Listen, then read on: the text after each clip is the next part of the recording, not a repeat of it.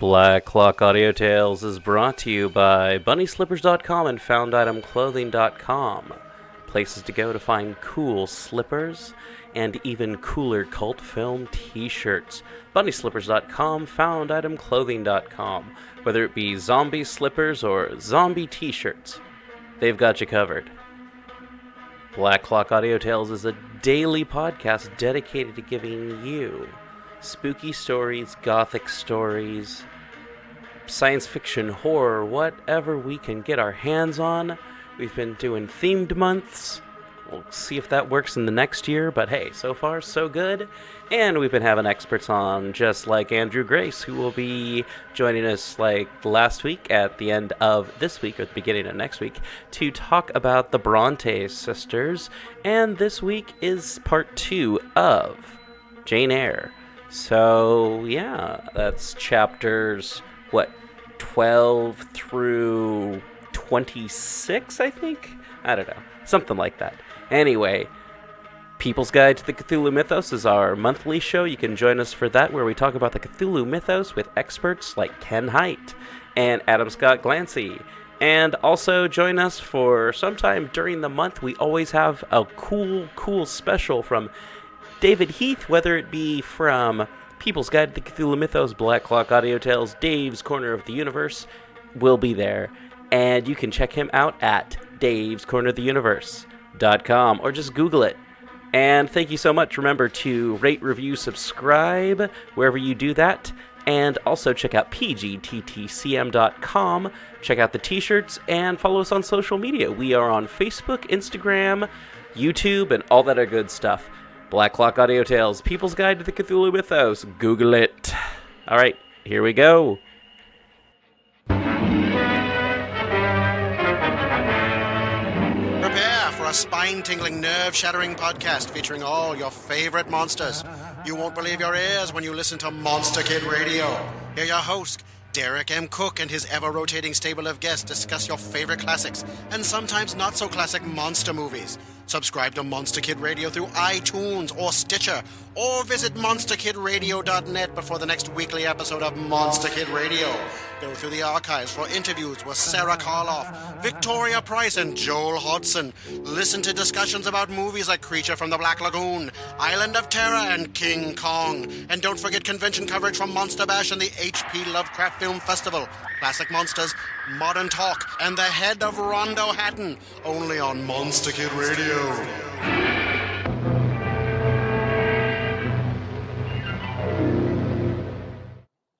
Recording by Elizabeth Klett. Jane Eyre by Charlotte Brontë. Chapter 28.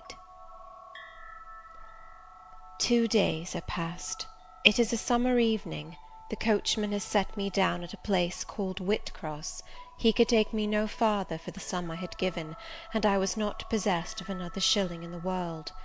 The coach is a mile off by this time. I am alone. At this moment I discover that I forgot to take my parcel out of the pocket of the coach, where I had placed it for safety.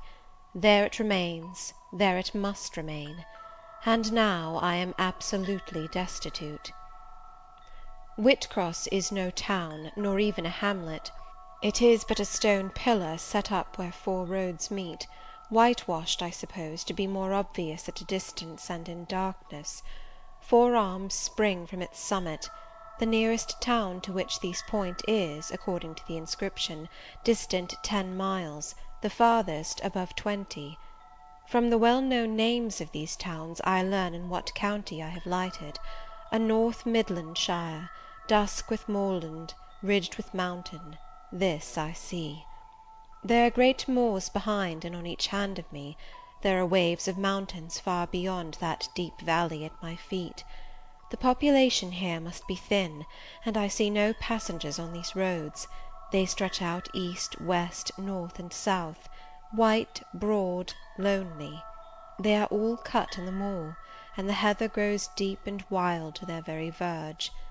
Yet a chance traveller might pass by, and I wish no eye to see me now. Strangers would wonder what I am doing, lingering here at the sign-post, evidently objectless and lost. I might be questioned. I could give no answer but what would sound incredible and excite suspicion. Not a tie holds me to human society at this moment, not a charm or hope calls me where my fellow creatures are, none that saw me would have a kind thought or a good wish for me. I have no relative but the universal mother, Nature. I will seek her breast and ask repose. I struck straight into the heath. I held on to a hollow I saw deeply furrowing the brown moorside. I waded knee-deep in its dark growth. I turned with its turnings, and finding a moss-blackened granite crag in a hidden angle, I sat down under it. High banks of moor were about me. The crag protected my head. The sky was over that. Some time passed before I felt tranquil even here. I had a vague dread that wild cattle might be near, or that some sportsman or poacher might discover me. If a gust of wind swept the waste, I looked up, fearing it was the rush of a bull. If a plover whistled, I imagined it a man. Finding my apprehensions unfounded, however, and calmed by the deep silence that reigned as evening declined at nightfall, I took confidence. As yet I had not thought, I had only listened, watched, dreaded. Now I regained the faculty of reflection. What was I to do? Where to go? Oh, intolerable questions, when I could do nothing and go nowhere! When a long way must yet be measured by my weary trembling limbs before I could reach human habitation, when cold charity must be entreated before I could get a lodging, reluctant sympathy importuned, almost certain repulse incurred, before my tale could be listened to, or one of my wants relieved. I touched the heath. It was dry, and yet warm with the heat of the summer day. I looked at the sky. It was pure, a kindly star twinkled just above the chasm ridge. The dew fell, but with propitious softness, no breeze whispered.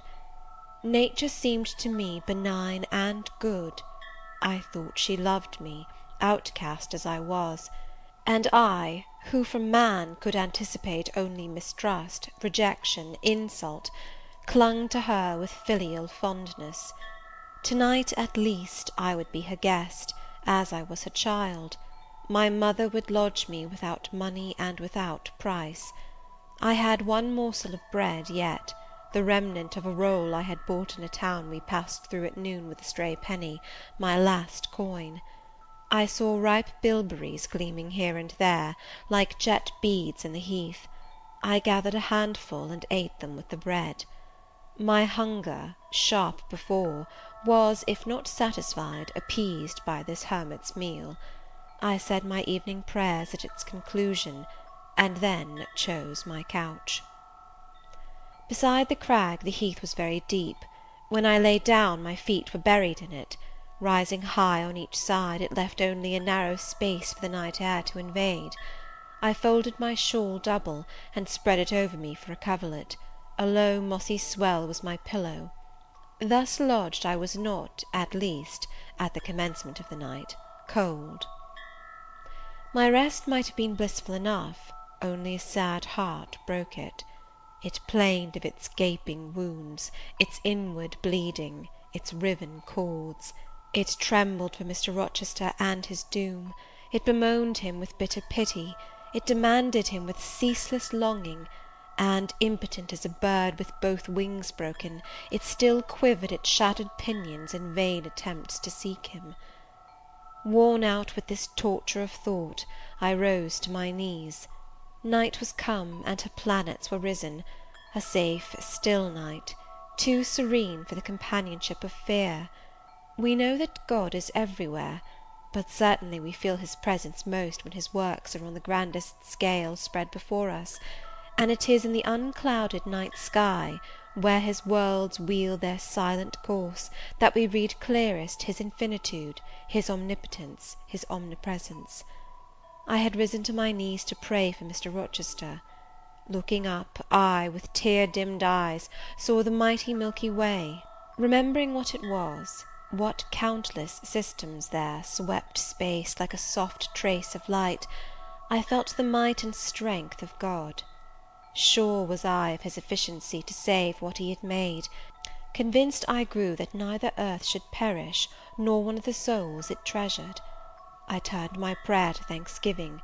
The source of life was also the saviour of spirits. Mr. Rochester was safe, he was God's, and by God would he be guarded. I again nestled to the breast of the hill, and ere long in sleep forgot sorrow. But next day want came to me pale and bare. Long after the little birds had left their nests, long after bees had come in the sweet prime of day to gather the heath honey before the dew was dried, when the long morning shadows were curtailed, and the sun filled earth and sky, I got up, and I looked round me. What a still, hot, perfect day! What a golden desert this spreading moor! Everywhere sunshine. I wished I could live in it and on it. I saw a lizard run over the crag. I saw a bee busy among the sweet bilberries. I would fain at the moment have become bee or lizard, that I might have found fitting nutriment, permanent shelter here. But I was a human being, and had a human being's wants. I must not linger where there was nothing to supply them. I rose. I looked back at the bed I had left. Hopeless of the future, I wished but this, that my Maker had that night thought good to require my soul of me while I slept, and that this weary frame, absolved by death from further conflict with fate, had now but to decay quietly, and mingle in peace with the soil of this wilderness. Life, however, was yet in my possession, with all its requirements and pains and responsibilities. The burden must be carried, the want provided for, the suffering endured, the responsibility fulfilled. I set out. Whitcross regained, I followed a road which led from the sun, now fervent and high. By no other circumstance had I will to decide my choice. I walked a long time, and when I thought I had nearly done enough, and might conscientiously yield to the fatigue that had almost overpowered me, might relax this forced action, and sitting down on a stone I saw near, submit resistlessly to the apathy that clogged heart and limb, I heard a bell chime, a church bell. I turned in the direction of the sound, and there, amongst the romantic hills, whose changes and aspect I had ceased to note an hour ago, I saw a hamlet and a spire.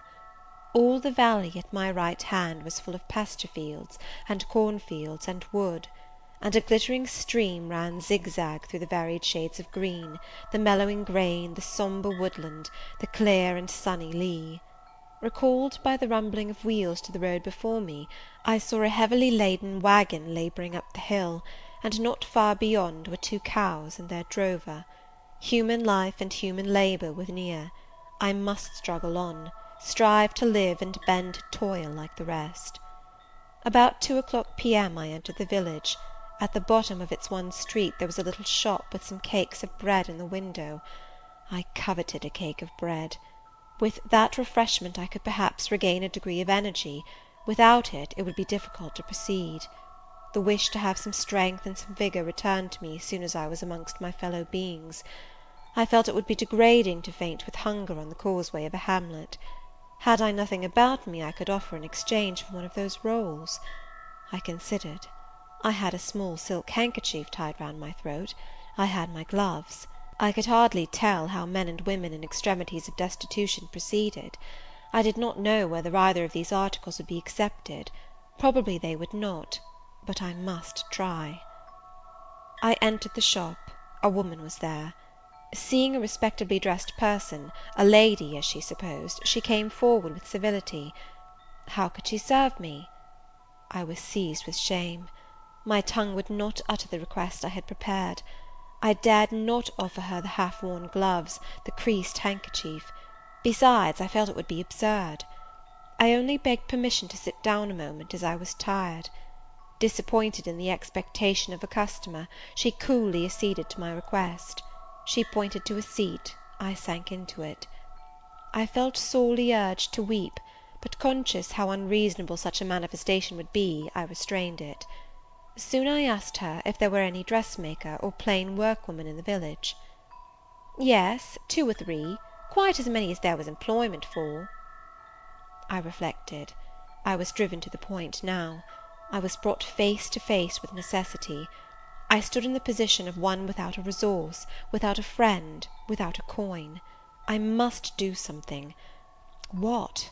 I must apply somewhere. Where? Did she know of any place in the neighbourhood where a servant was wanted? Nay, she couldn't say. What was the chief trade in this place? What did most of the people do? Some were farm labourers, a good deal worked at Mr. Oliver's needle factory and at the foundry. Did Mr. Oliver employ women? Nay, it was men's work. And what do the women do? A naught, was the answer. Some does one thing and some another. Poor folk must get on as they can. She seemed to be tired of my questions, and indeed what claim had I to importune her? A neighbour or two came in. My chair was evidently wanted. I took leave. I passed up the street, looking as I went at all the houses to the right hand and to the left, but I could discover no pretext, nor see an inducement to enter any. I rambled round the hamlet, going sometimes to a little distance and returning again for an hour or more. Much exhausted and suffering greatly now for want of food, I turned aside into a lane and sat down under the hedge. Ere many minutes had elapsed, I was again on my feet, however, and again searching something, a resource, or at least an informant. A pretty little house stood at the top of the lane, with a garden before it, exquisitely neat and brilliantly blooming. I stopped at it. What business had I to approach the white door or touch the glittering knocker? In what way could it possibly be the interest of the inhabitants of that dwelling to serve me? Yet I drew near and knocked. A mild-looking, cleanly attired young woman opened the door. In such a voice as might be expected from a hopeless heart and fainting frame, a voice wretchedly low and faltering, I asked if a servant was wanted here. No, said she, we do not keep a servant. Can you tell me where I could get employment of any kind? I continued. I am a stranger without acquaintance in this place. I want some work, no matter what. But it was not her business to think for me, or to seek a place for me. Besides, in her eyes, how doubtful must have appeared my character, position, tale. She shook her head. She was sorry she could give me no information, and the white door closed, quite gently and civilly, but had shut me out. If she had held it open a little longer, I believe I should have begged a piece of bread, for I was now brought low. I could not bear to return to the sordid village, where, besides, no prospect of aid was visible. I should have longed rather to deviate to a wood I saw not far off, which appeared in its thick shade to offer inviting shelter, but I was so sick, so weak, so gnawed with nature's cravings, instinct kept me roaming round abodes where there was a chance of food. Solitude would be no solitude, rest no rest, while the vulture, hunger, thus sank beak and talons in my side. I drew near houses. I left them, and came back again, and again I wandered away, always repelled by the consciousness of having no claim to ask, no right to expect interest in my isolated lot. Meantime the afternoon advanced, while I thus wandered about like a lost and starving dog. In crossing a field I saw the church spire before me. I hastened towards it. Near the churchyard and in the middle of a garden stood a well-built though small house, which I had no doubt was the parsonage. I remembered that strangers who arrive at a place where they have no friends, and who want employment, sometimes apply to the clergyman for introduction and aid. It is the clergyman's function to help, at least with advice, those who wish to help themselves. I seemed to have something like a right to seek counsel here. Renewing then my courage, and gathering my feeble remains of strength, I pushed on. I reached the house, and knocked at the kitchen door. An old woman opened. I asked, was this the parsonage? Yes. Was the clergyman in? No. Would he be in soon? No, he was gone from home. To a distance? Not so far, happen 3 mile. He had been called away by the sudden death of his father. He was at Marsh End now, and would very likely stay there a fortnight longer. Was there any lady of the house? Nay, there was naught but her, and she was housekeeper. And of her, reader, I could not bear to ask the relief for want of which I was sinking. I could not yet beg. Last interruption of the show, just a reminder, everyone, that you can help support the show by going to pgttcm.podbean.com and become a patron. Support the show, become a member of our beer cult, our t-shirt cult, or even get your ads on the show for a monthly fee. I've just made it that much easier so everyone else can get the same service that Bunny Slippers and Found Item Clothing get. Remember to rate, review, subscribe wherever you rate, review, subscribe. We are on Facebook and Instagram and Twitter. And yeah, we're People's Guide to the Cthulhu Mythos, Black Clock Audio Tales. And you can support the show, keep the lights going, pay the fees that we need to pay so that we can keep this show going every damn day. All right, everyone, back to Jane Eyre. And remember, next week we're going to have some Andrew Grace talking about Jane Eyre. And also, the week after this, we'll be doing Wuthering Heights. And we're going to have Ken Height talking about Wuthering Heights. So, double heights. All right, I hope you're not afraid of heights. Hey, Jane Eyre, right now, and no other ads for the rest of the show, because I love you. Thank you. Bye. Thank you for listening. No more stuff. Just dead air after Was this, there any I swear. lady in All the right, let's go. house? Nay, there was naught but her, and she was housekeeper. And of her, reader, I could not bear to ask the relief for want of which I was sinking. I could not yet beg. And again I crawled away. Once more I took off my handkerchief. Once more I thought of the cakes of bread in the little shop. Oh, for but a crust, for but one mouthful to allay the pang of famine! Instinctively I turned my face again to the village. I found the shop again, and I went in. And though others were there besides the woman, I ventured the request, would she give me a roll for this handkerchief? She looked at me with evident suspicion. Nay, she never sold stuff that way. Almost desperate, I asked for half a cake. She again refused. How could she tell where I had got the handkerchief? She said. Would she take my gloves? No, what could she do with them? Reader, it is not pleasant to dwell on these details. Some say there is enjoyment in looking back to painful experience past, but at this day I can scarcely bear to review the times to which I allude. The moral degradation, blent with the physical suffering, form too distressing a recollection ever to be willingly dwelt on. I blamed none of those who repulsed me. I felt it was what was to be expected, and what could not be helped. An ordinary beggar is frequently an object of suspicion, a well-dressed beggar inevitably so. To be sure, what I begged was employment, but whose business was it to provide me with employment? Not certainly that of persons who saw me then for the first time, and who knew nothing about my character. And as to the woman who would not take my handkerchief in exchange for her bread, why, she was right, if the offer appeared to her sinister, or the exchange unprofitable. Let me condense now. I am sick of the subject. A little before dark I passed a farmhouse, at the open door of which the farmer was sitting, eating his supper of bread and cheese. I stopped and said, Will you give me a piece of bread, for I am very hungry? He cast on me a glance of surprise, but without answering he cut a thick slice from his loaf and gave it to me. I imagine he did not think I was a beggar, but only an eccentric sort of lady who had taken a fancy to his brown loaf. As soon as I was out of sight of his house, I sat down and ate it. I could not hope to get a lodging under a roof, and sought it in the wood I have before alluded to. But my night was wretched, my rest broken. The ground was damp, the air cold. Besides, intruders passed near me more than once, and I had again and again to change my quarters. No sense of safety or tranquillity befriended me. Towards morning it rained.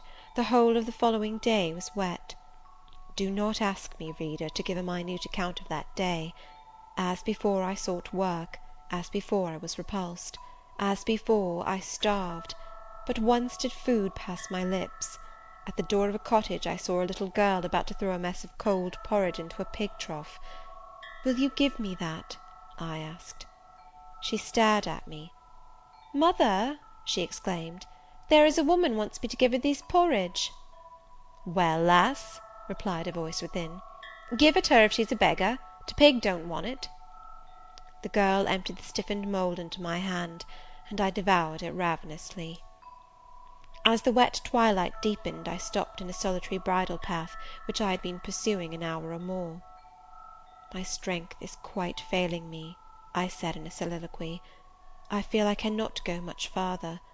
Shall I be an outcast again this night? While the rain descends so, must I lay my head on the cold drenched ground? I fear I cannot do otherwise, for who will receive me? But it will be very dreadful, with this feeling of hunger, faintness, chill, and this sense of desolation, this total prostration of hope. In all likelihood, though, I should die before morning. And why cannot I reconcile myself to the prospect of death? Why do I struggle to retain a valueless life? Because I know, or believe, Mr. Rochester is living, and then to die of want and cold is a fate to which nature cannot submit passively. Oh, Providence, sustain me a little longer, aid, direct me." My glazed eye wandered over the dim and misty landscape. I saw I had strayed far from the village. It was quite out of sight. The very cultivation surrounding it had disappeared. I had, by crossways and by-paths, once more drawn near the tract of moorland, and now only a few fields, almost as wild and unproductive as the heath from which they were scarcely reclaimed, lay between me and the dusky hill. Well, I would rather die yonder than in a street or a frequented road, I reflected, and far better that crows and ravens, if any ravens there be in these regions, should pick my flesh from my bones, than that they should be prisoned in a workhouse coffin, and moulder in a pauper's grave. To the hill then I turned. I reached it. It remained now only to find a hollow where I could lie down, and feel at least hidden, if not secure. But all the surface of the waste looked level. It showed no variation but of tint, green where rush and moss overgrew the marshes, black where the dry soil bore only heath. Dark as it was getting, I could still see these changes, though but as mere alternations of light and shade, for colour had faded with the daylight. My eye still roved over the sullen swell and along the moor edge, vanishing amidst the wildest scenery, when at one dim point, far in among the marshes and the ridges, a light sprang up. "That is an ignis fatuus," was my first thought, and I expected it would soon vanish. It burnt on, however, quite steadily, neither receding nor advancing. "Is it then a bonfire just kindled?" I questioned. I watched to see whether it would spread, but no, as it did not diminish, so it did not enlarge. It may be a candle in a house, I then conjectured, but if so, I can never reach it.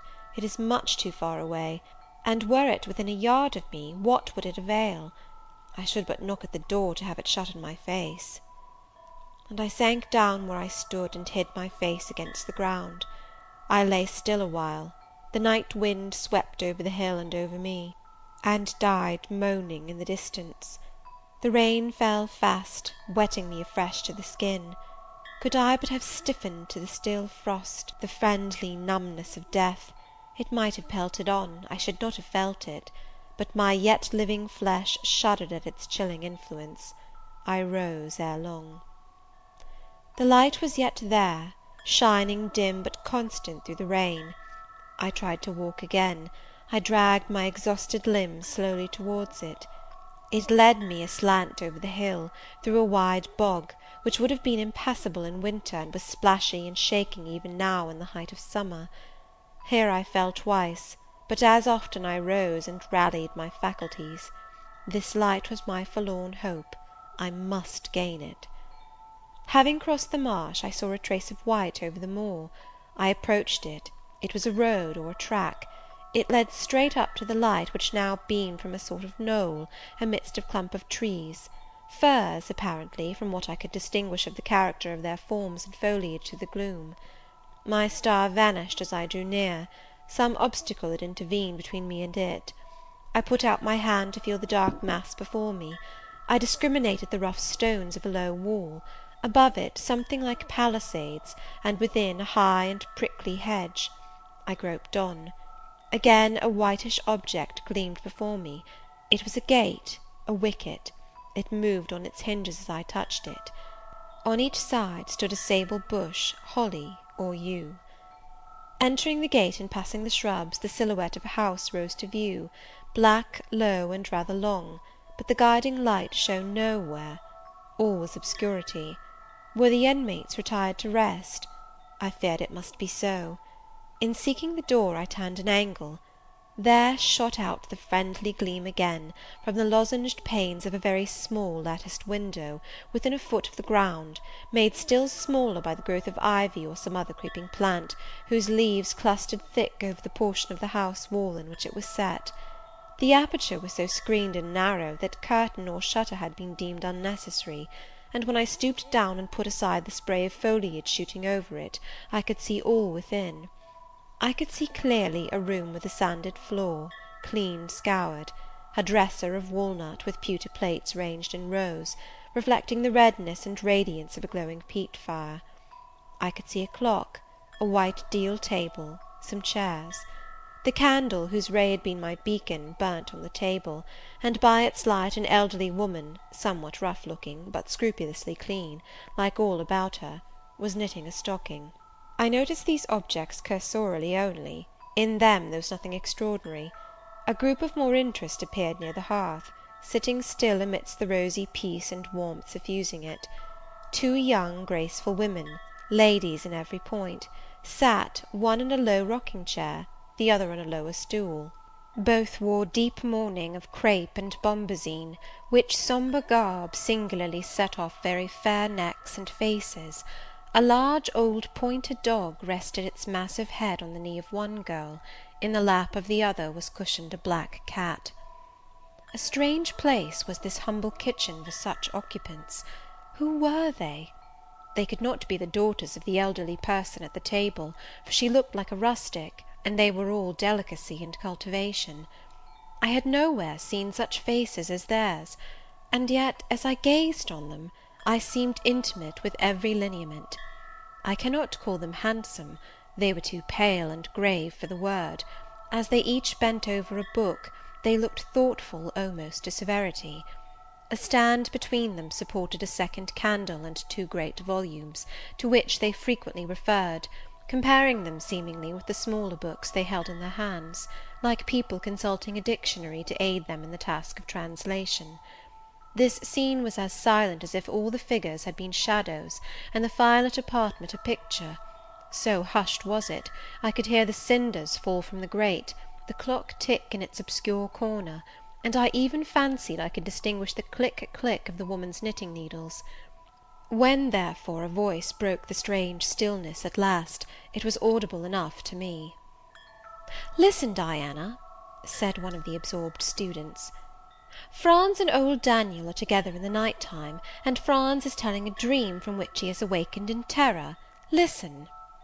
And in a low voice she read something, of which not one word was intelligible to me, for it was in an unknown tongue, neither French nor Latin. Whether it were Greek or German I could not tell. "That is strong," she said when she had finished. "I relish it." The other girl, who had lifted her head to listen to her sister, repeated, while she gazed at the fire, a line of what had been read. At a later day I knew the language and the book, therefore I will here quote the line, though when I first heard it, it was only like a stroke on sounding brass to me, conveying no meaning. "Da trat hervor einer, anzusehen wie die Sternennacht." "Good, good," she exclaimed, while her dark and deep eyes sparkled. "There you have a dim and mighty archangel fitly set before you.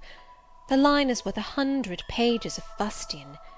Ich wage die Gedanken in der Schale meines Sohnes und die Werke mit dem Gewichte meines Grimms. I like it." Both were again silent. "Is there any country where they talk that way?" said the old woman, looking up from her knitting. "Yes, Hannah, a far larger country than England, where they talk in no other way." Well, for sure case, I knownt how they can understand to one t'other, and if either o' you went over there, you could tell what they said, I guess." "We could probably tell something of what they said, but not all, for we are not as clever as you think us, Hannah. We don't speak German, and we cannot read it without a dictionary to help us." "And what good does it do you?" "We mean to teach it some time, or at least the elements, as they say, and then we shall get more money than we do now." "Very like, but give o'er studying, you've done enough for to-night." "I think we have. At least I'm tired. Mary, are you?" "Mortally. After all, it's tough work fagging away at a language with no master but a lexicon." "It is, especially such a language as this crabbed but glorious Deutsch. I wonder when St. John will come home." "Surely he will not be long now. It is just 10. Looking at a little gold watch she drew from her girdle. "It rains fast, Hannah. Will you have the goodness to look at the fire in the parlour?" The woman rose. She opened a door, through which I dimly saw a passage. Soon I heard her stir a fire in an inner room. She presently came back. "Ah, childer," said she, "it fair troubles me to go into yond room now. It looks so lonesome, with a chair empty, and set back in a corner." She wiped her eyes with her apron. The two girls, grave before, looked sad now. "But he is in a better place," continued Hannah. "We shouldn't wish him here again, and then nobody need to have a quieter death nor he had." "You say he never mentioned us?" inquired one of the ladies. "He hadn't time, bairn. He was gone in a minute, was your father. He had been a bit ailing like the day before, but not to signify, and when Mr. St. John asked if he would like either of you to be sent for, he fair laughed at him. He began again with a bit of heaviness in his head the next day, that is a fortnight sin, and he went to sleep and never wakened. He were almost stark when your brother went into the chamber and found him. Oh, childer, that's to last to the old stock, for ye and Mr. St. John is of like a different sort to them that's gone, for all your mother wore mitch o' your way, and almost as book learned. She were the picture o' ye, Mary. Diana is more like your father." I thought them so similar, I could not tell where the old servant, for such I now concluded her to be, saw the difference. Both were fair complexioned and slenderly made. Both possessed faces full of distinction and intelligence. One, to be sure, had hair a shade darker than the other, and there was a difference in their style of wearing it. Mary's pale brown locks were parted and braided smooth. Diana's duskier tresses covered her neck with thick curls. The clock struck 10. "You'll want your supper, I am sure," observed Hannah, "and so will Mr. St. John when he comes in." And she proceeded to prepare the meal. The ladies rose. They seemed about to withdraw to the parlour. Till this moment I had been so intent on watching them, their appearance and conversation had excited in me so keen an interest, I had half forgotten my own wretched position. Now it recurred to me, more desolate, more desperate than ever, it seemed, from contrast. And how impossible did it appear to touch the inmates of this house with concern on my behalf, to make them believe in the truth of my wants and woes, to induce them to vouchsafe a rest for my wanderings. As I groped out the door and knocked at it hesitatingly, I felt that last idea to be a mere chimera. Hannah opened. "What do you want?" she inquired, in a voice of surprise, as she surveyed me by the light of the candle she held. "May I speak to your mistresses?" I said. "You had better tell me what you have to say to them. Where do you come from?" "I am a stranger." "What is your business here at this hour?" "I want a night's shelter in an outhouse or anywhere, and a morsel of bread to eat." Distrust, the very feeling I dreaded, appeared in Hannah's face. "I'll give you a piece of bread," she said, after a pause, "but we can't take in a vagrant to lodge, it isn't likely." "Do let me speak to your mistresses." "No, not I. What can they do for you? You should not be roving about now, it looks very ill." "But where shall I go if you drive me away? What shall I do?" "Oh, I'll warrant you know where to go and what to do. Mind you don't do wrong, that's all. Here is a penny, now go." "A penny cannot feed me, and I have no strength to go farther. Don't shut the door. Oh, don't, for God's sake!" "I must, the rain is driving in." tell the young ladies. Let me see them." "Indeed I will not.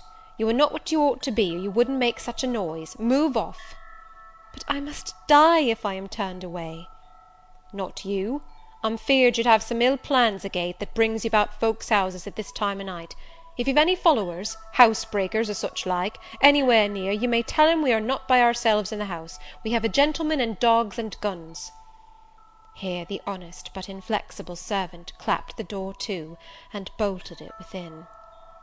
This was the climax. A pang of exquisite suffering, a throe of true despair, rent and heaved my heart. Worn out indeed I was; not another step could I stir. I sank on the wet doorstep. I groaned, I wrung my hands, I wept in utter anguish. Oh, this spectre of death! Oh, this last hour approaching in such horror! Alas, this isolation, this banishment from my kind! Not only the anchor of hope, but the footing of fortitude was gone, at least for a moment, but the last I soon endeavoured to regain. "I can but die," I said, "and I believe in God. Let me try to wait his will in silence."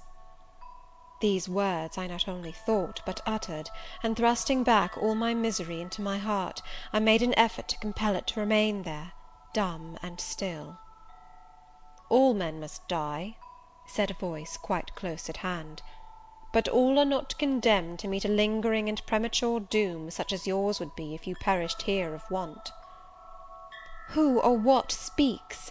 I asked, terrified at the unexpected sound, and incapable now of deriving from any occurrence a hope of aid. A form was near. What form, the pitch-dark night and my enfeebled vision prevented me from distinguishing. With a loud long knock, the newcomer appealed to the door. "Is it you, Mr. St. John?" cried Hannah. "Yes, yes, open quickly." "Well, how wet and cold you must be, such a wild night as it is! Come in, your sisters are quite uneasy about you, and I believe there are bad folks about. There has been a beggar woman. I declare she is not gone yet. Lay down there. Get up, for shame. Move off, I say." "Hush, Hannah. I have a word to say to the woman. You have done your duty in excluding, now let me do mine in admitting her. I was near and listened to both you and her. I think this is a peculiar case. I must at least examine into it. Young woman, rise, and pass before me into the house." With difficulty I obeyed him. Presently I stood within that clean bright kitchen, on the very hearth, trembling, sickening, conscious of an aspect in the last degree ghastly, wild, and weather-beaten. The two ladies, their brother, Mr. St. John, the old servant, were all gazing at me. "St. John, who is it?" I heard one ask. "I cannot tell. I found her at the door," was the reply. "She does look white," said Hannah. "As white as clay or death," was responded.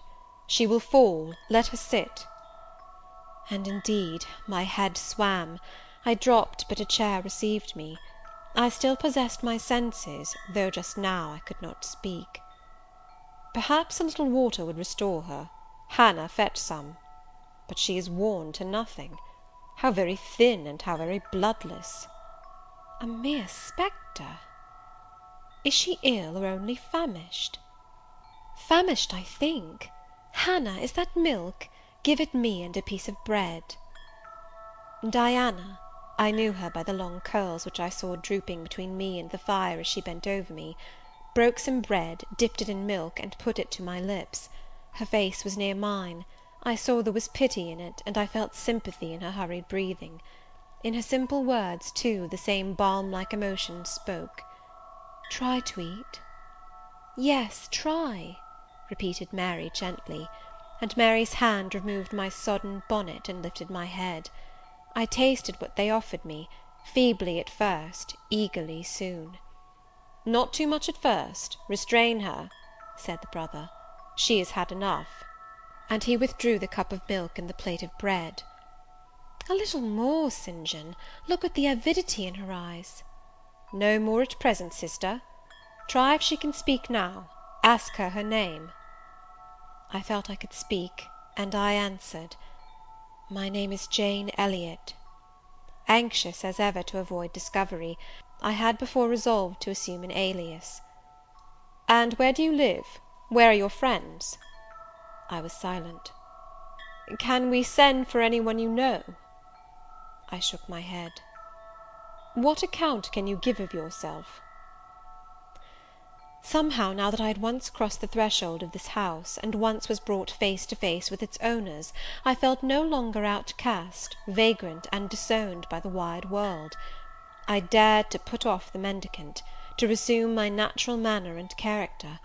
I began once more to know myself, and when Mr. St. John demanded an account, which at present I was far too weak to render, I said, after a brief pause, "Sir, I can give you no details to-night."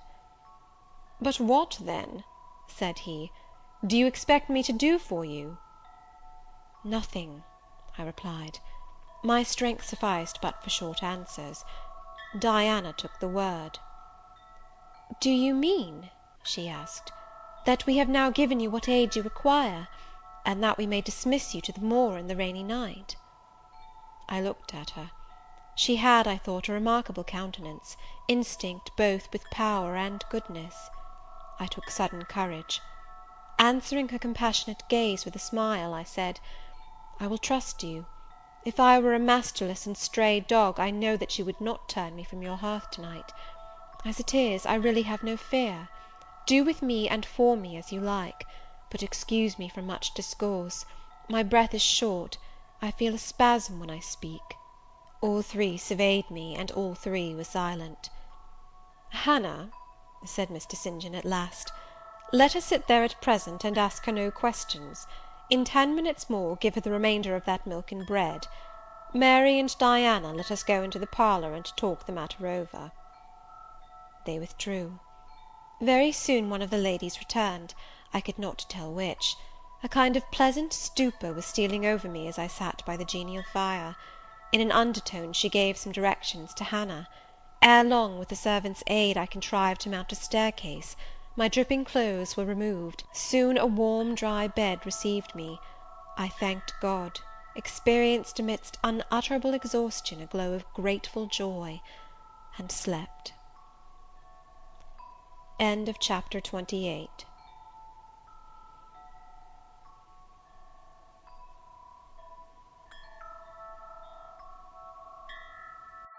Recording by Elizabeth Klett.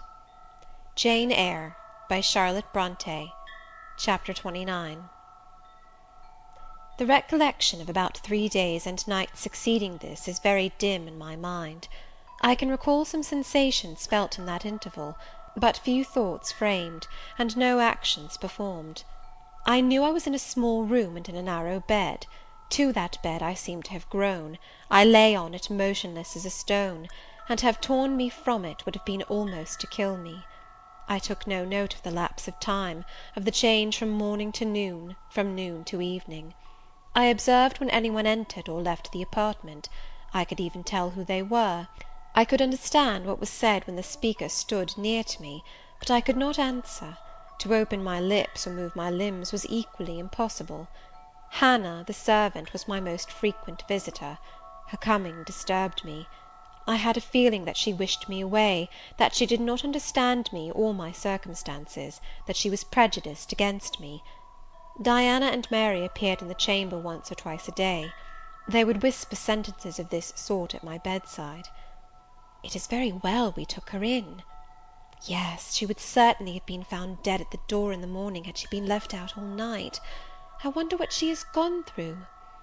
Strange hardships, I imagine.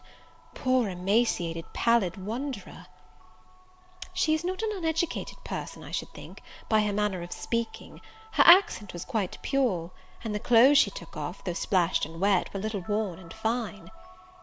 She has a peculiar face. Fleshless and haggard as it is, I rather like it, and when in good health and animated, I can fancy her physiognomy would be agreeable."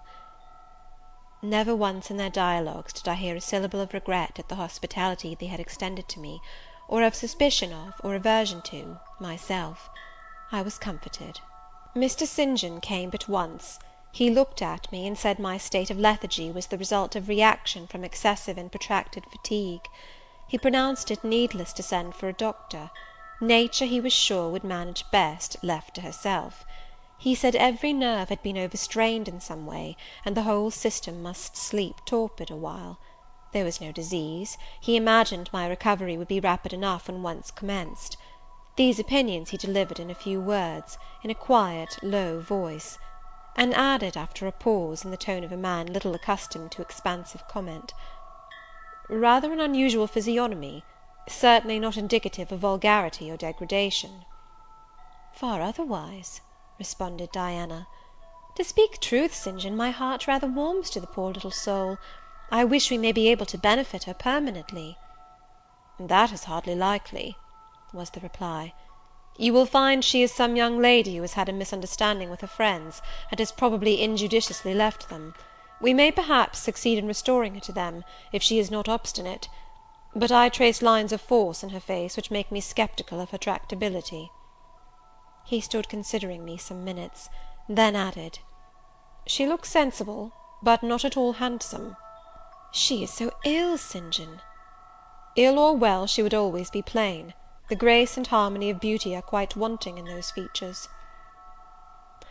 On the third day I was better. On the fourth I could speak, move, rise in bed, and turn. Hannah had brought me some gruel and dry toast, about, as I suppose, the dinner hour. I had eaten with relish. The food was good, void of the feverish flavour which had hitherto poisoned what I had swallowed. When she left me, I felt comparatively strong and revived. Ere long, satiety of repose and desire for action stirred me. I wished to rise, but what could I put on? Only my damp and bemired apparel, in which I had slept on the ground and fallen in the marsh. I felt ashamed to appear before my benefactors so clad. I was spared the humiliation. On a chair by the bedside were all my own things, clean and dry. My black silk frock hung against the wall. The traces of the bog were removed from it, the creases left by the wet smoothed out. It was quite decent. My very shoes and stockings were purified and rendered presentable. There were the means of washing in the room, and a comb and brush to smooth my hair. After a weary process, and resting every 5 minutes, I succeeded in dressing myself. My clothes hung loose on me, for I was much wasted, but I covered deficiencies with a shawl, and once more, clean and respectable looking, no speck of the dirt, no trace of the disorder I so hated, and which seemed so to degrade me, left, I crept down a stone staircase, with the aid of the banisters, to a narrow low passage, and found my way presently to the kitchen. It was full of the fragrance of new bread and the warmth of a generous fire. Hannah was baking. Prejudices, it is well known, are most difficult to eradicate from the heart, whose soil has never been loosened or fertilized by education. They grow there, firm as weeds among stones. Hannah had been cold and stiff indeed at the first. Latterly she had begun to relent a little, and when she saw me come in tidy and well dressed, she even smiled. "What, you have got up?" she said. "You were better then. You may sit you down on my chair on the hearthstone, if you will." She pointed to the rocking chair. I took it. She bustled about, examining me every now and then with the corner of her eye. Turning to me as she took some loaves from the oven, she asked bluntly, "Did you ever go a-begging afore you came here?" I was indignant for a moment, but remembering that anger was out of the question, and that I had indeed appeared as a beggar to her, I answered quietly, but still not without a certain marked firmness, "You are mistaken in supposing me a beggar. I am no beggar, any more than yourself or your young ladies." After a pause, she said, "I dunnot understand that. You've like no house, nor no brass, I guess." "The want of house or brass, by which I suppose you mean money, does not make a beggar in your sense of the word." "Are you book-learned?"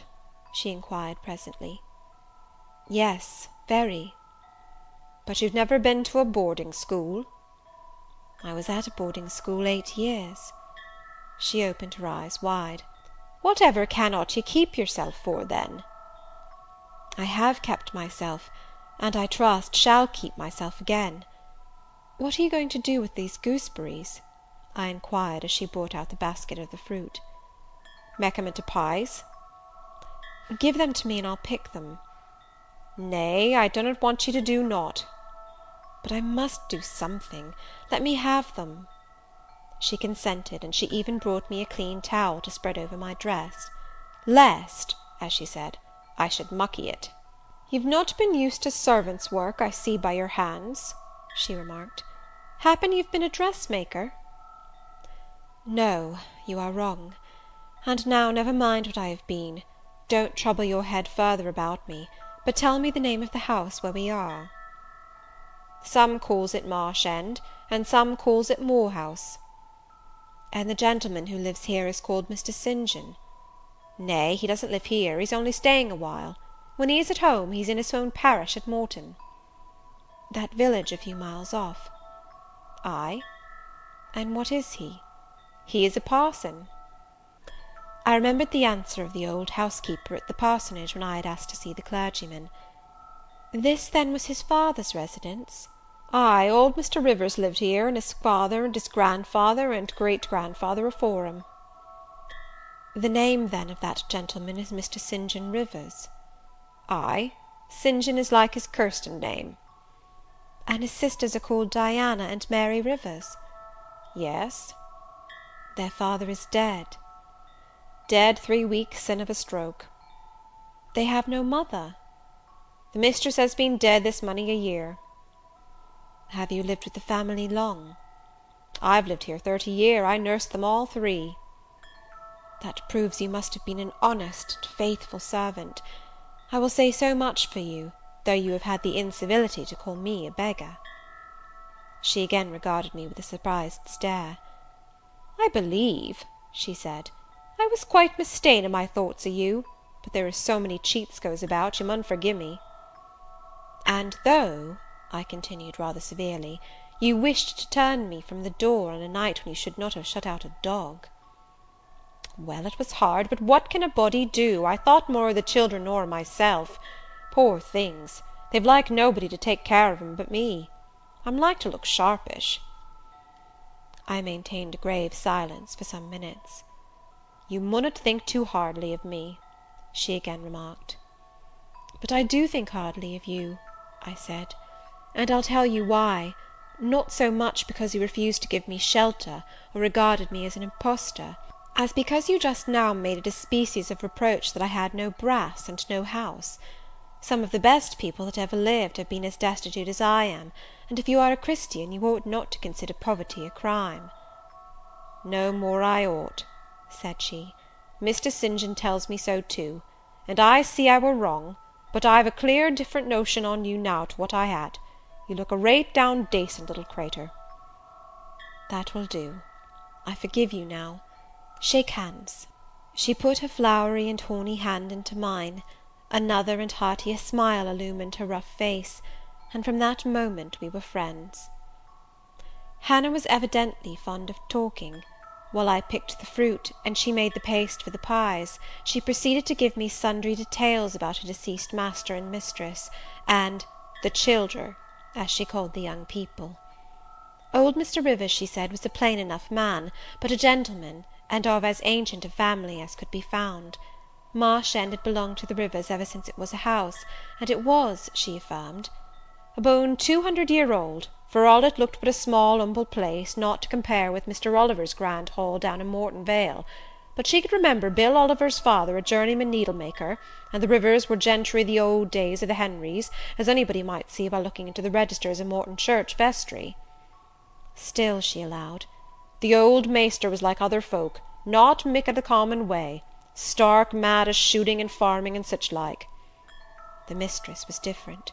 She was a great reader, and studied a deal, and the bairns had taken after her. There was nothing like them in these parts, nor never had been. They had liked learning, all 3, almost from the time they could speak, and they had always been of a make of their own. Mr. St. John, when he grew up, would go to college and be a parson, and the girls, as soon as they left school, would seek places as governesses, for they had told her their father had some years ago lost a great deal of money by a man he had trusted turning bankrupt, and as he was now not rich enough to give them fortunes, they must provide for themselves. They had lived very little at home for a long while, and were only come now to stay a few weeks on account of their father's death. But they did so like Marsh End and Morton, and all these moors and hills about. They had been in London and many other grand towns, but they always said there was no place like home; and then they were so agreeable with each other, never fell out nor threaped. She did not know there was such a family for being united. Having finished my task of gooseberry picking, I asked where the two ladies and their brother were now. Gone over to Morton for a walk, but they would be back in half an hour to tea. They returned within the time Hannah had allotted them. They entered by the kitchen door. Mr. St. John, when he saw me, merely bowed and passed through. The two ladies stopped. Mary, in a few words, kindly and calmly expressed the pleasure she felt in seeing me well enough to be able to come down. Diana took my hand. She shook her head at me. "You should have waited for my leave to descend," she said. "You still look very pale, and so thin. Poor child! Poor girl!" Diana had a voice toned, to my ear, like the cooing of a dove. She possessed eyes whose gaze I delighted to encounter. Her whole face seemed to me full of charm. Mary's countenance was equally intelligent, her features equally pretty, but her expression was more reserved, and her manners, though gentle, more distant. Diana looked and spoke with a certain authority. She had a will, evidently. It was my nature to feel pleasure in yielding to an authority supported like hers, and to bend, where my conscience and self-respect permitted, to an active will. "And what business have you here?" she continued. "It is not your place. Mary and I sit in the kitchen sometimes, because at home we like to be free, even to license; but you are a visitor, and must go into the parlour." "I am very well here." "Not at all, with Hannah bustling about and covering you with flour." "Besides, the fire is too hot for you," interposed Mary. "To be sure," added her sister. "Come, you must be obedient." And still holding my hand, she made me rise, and led me into the inner room. "Sit there," she said, placing me on the sofa, "while we take our things off and get the tea ready. It is another privilege we exercise in our little moorland home, to prepare our own meals when we are so inclined, or when Hannah is baking, brewing, washing, or ironing." She closed the door, leaving me solus of Mr. St. John, who sat opposite, a book or newspaper in his hand. I examined first the parlour, and then its occupant. The parlour was rather a small room, very plainly furnished, yet comfortable because clean and neat. The old-fashioned chairs were very bright, and the walnut-wood table was like a looking-glass. A few strange antique portraits of the men and women of other days decorated the stained walls. A cupboard with glass doors contained some books and an ancient set of china. There was no superfluous ornament in the room, not one modern piece of furniture, save a brace of work-boxes and a lady's desk in rosewood, which stood on a side table. Everything, including the carpet and curtains, looked at once well worn and well saved. Mr. St. John, sitting as still as one of the dusty pictures on the walls, keeping his eyes fixed on the page he perused, and his lips mutely sealed, was easy enough to examine. Had he been a statue instead of a man, he could not have been any easier. He was young, perhaps from 28 to 30, tall, slender. His face riveted the eye. It was like a Greek face, very pure in outline, quite a straight classic nose, quite an Athenian mouth and chin. It is seldom indeed an English face comes so near the antique models as did his. He might well be a little shocked at the irregularity of my lineaments, his own being so harmonious. His eyes were large and blue, with brown lashes. His high forehead, colourless as ivory, was partially streaked over by careless locks of fair hair. This is a gentle delineation, is it not, reader? Yet he whom it describes scarcely impressed one with the idea of a gentle, a yielding, an impressible, or even of a placid nature. Quiescent as he now sat, there was something about his nostril, his mouth, his brow, which, to my perceptions, indicated elements within either restless, or hard, or eager. He did not speak to me one word, nor even direct to me one glance, till his sisters returned. Diana, as she passed in and out in the course of preparing tea, brought me a little cake, baked on the top of the oven. "Eat that now," she said. You must be hungry. Hannah says you have had nothing but some gruel since breakfast." I did not refuse it, for my appetite was awakened and keen. Mr. Rivers now closed his book, approached the table, and, as he took a seat, fixed his blue, pictorial-looking eyes full on me. There was an unceremonious directness, a searching, decided steadfastness in his gaze now, which told that intention, and not diffidence, had hitherto kept it averted from the stranger. "You are very hungry," he said. "I am, Sir." It is my way, it always was my way by instinct, ever to meet the brief with brevity, the direct with plainness. "It is well for you that a low fever has forced you to abstain for the last 3 days. There would have been danger in yielding to the cravings of your appetite at first. Now you may eat, though still not immoderately." "I trust I shall not eat long at your expense, Sir," was my very clumsily contrived, unpolished answer.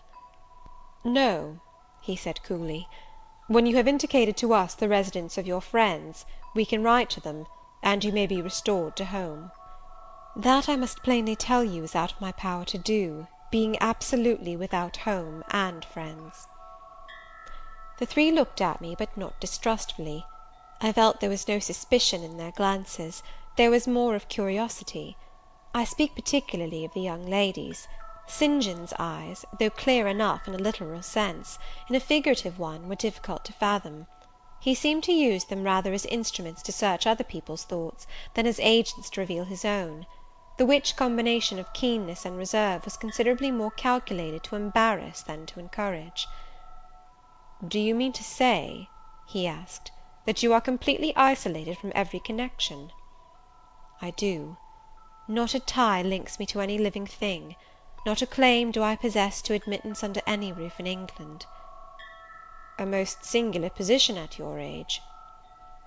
Here I saw his glance directed to my hands, which were folded on the table before me.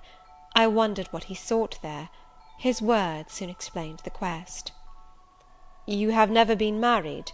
You are a spinster?" Diana laughed. "Why, she can't be above 17 or 18 years old, St. John," said she. "I am near 19, but I am not married, no."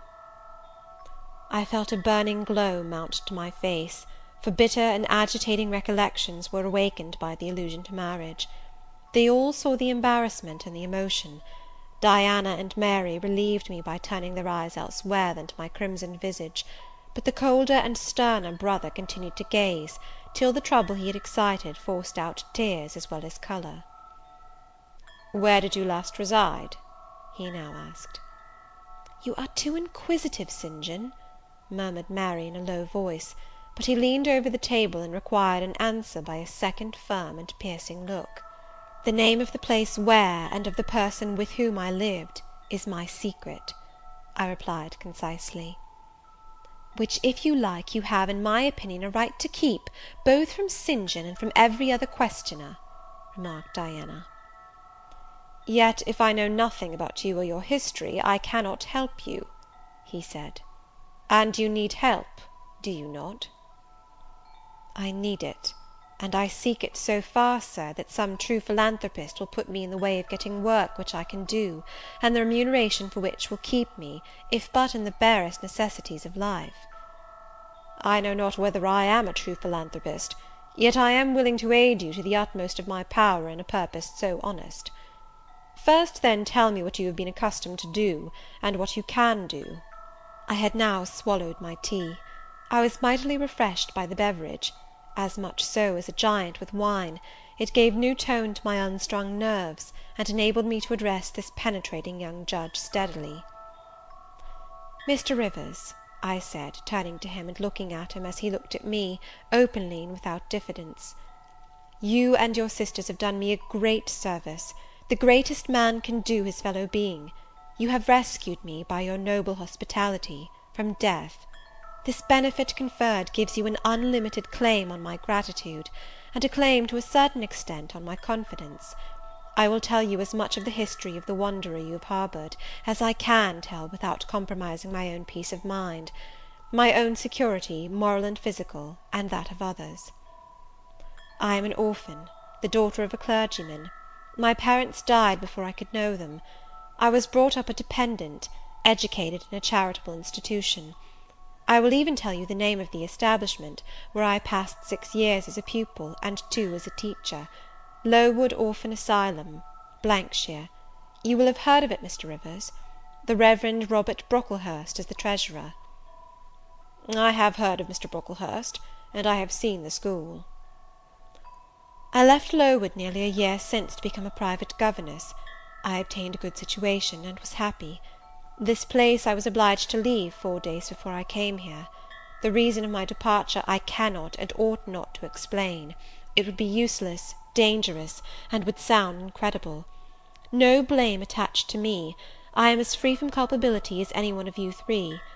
Miserable I am, and must be for a time, for the catastrophe which drove me from a house I had found a paradise was of a strange and direful nature. I observed but 2 points in planning my departure: speed, secrecy. To secure these I had to leave behind me everything I possessed except a small parcel, which in my hurry and trouble of mind I forgot to take out of the coach that brought me to Whitcross. To this neighbourhood, then, I came, quite destitute. I slept 2 nights in the open air, and wandered about 2 days without crossing a threshold; but twice in that space of time did I taste food, and it was when brought by hunger, exhaustion, and despair almost to the last gasp, that you, Mr. Rivers, forbade me to perish of want at your door, and took me under the shelter of your roof.